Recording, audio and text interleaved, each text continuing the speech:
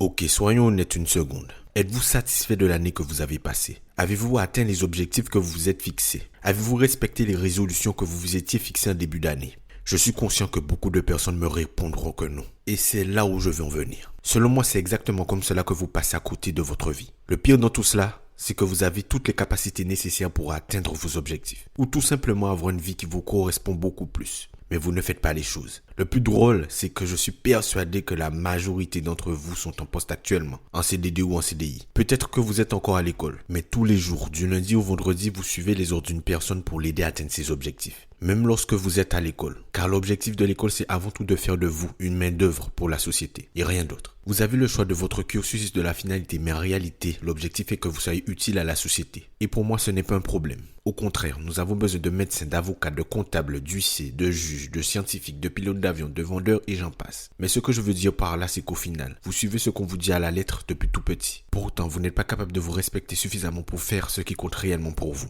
Pour suivre la voie ou les choses qui comptent pour vous. Ou juste pour faire les choses qui sont bonnes pour vous. Pour moi, c'est un manque d'amour et de rigueur pour vous-même. Écoutez, vous devez faire preuve d'honnêteté envers vous-même, sans vous chercher des excuses. N'aviez-vous pas des objectifs que vous aviez envie de réaliser en début d'année? Un voyage, une perte de poids, l'arrêt du tabac, changer de boulot, de pays ou de ville, lancer une activité à côté de votre activité principale? Oui, je sais, ce fut une année très compliquée, pleine d'incertitudes et d'obstacles. Et quand vous rentrez le soir après le travail ou l'école, il fait froid. Et puis vous devez de temps en temps prendre l'apéro pour vider tout ce stress. Donc vous n'avez pas eu le temps de vous consacrer à ce qui compte réellement pour vous. Et puis, ce n'est pas grave car en ce moment le monde va mal. Ce sont des excuses. Vous devez les combattre car sinon vous vivrez les mêmes choses année après année. Jusqu'à ce que vous ayez 60 ans et qu'en jetant un coup d'œil dans le rétro vous vous disiez « Mais au final, mais qu'est-ce que j'ai foutu ?»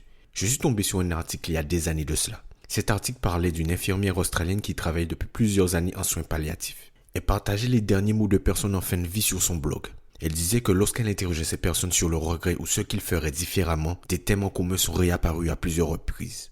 Elle a écrit un livre qui retrace les 5 regrets qui reviennent le plus souvent. Et le regret qui revenait le plus d'après elle, c'était « J'aurais aimé avoir le courage de vivre une vie fidèle à moi-même, pas la vie que les autres attendaient de moi. » Selon cette infirmière, ce regret est le plus courant de tous. Quand les gens se rendent compte que leur vie est presque terminée, et qu'ils y repensent clairement, il est facile de voir combien de rêves sont restés insatisfaits. La plupart des gens n'avaient même pas honoré la moitié de leurs rêves, en sachant que cela était dû à des choix qu'ils avaient faits ou non. Lorsque je suis tombé sur ça, il y a des années, ça m'a touché. Je me suis dit que c'était une bonne chose pour moi de tomber sur ça à cet instant précis et que je devais commencer à me poser des bonnes questions sur ma vie. C'est pour cette raison que j'ai voulu vous partager cela aujourd'hui. Nous sommes en fin d'année. Peut-être que cette année ne fut pas très fructueuse pour vous. Peut-être que cette année fut difficile. Peut-être que vous n'avez rien réalisé et que ce fut une année pleine d'obstacles et de difficultés. Mais je pense sincèrement que rien n'est fait pour durer et que nous devons parfois passer par les pires épreuves pour en tirer les meilleures leçons.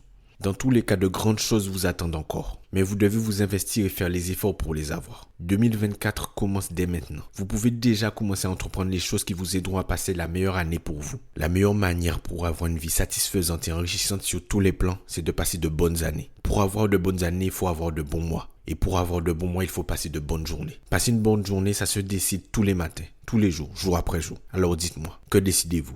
Ça ne dépend que de vous. Je vous remercie de m'avoir écouté. On se dit à demain.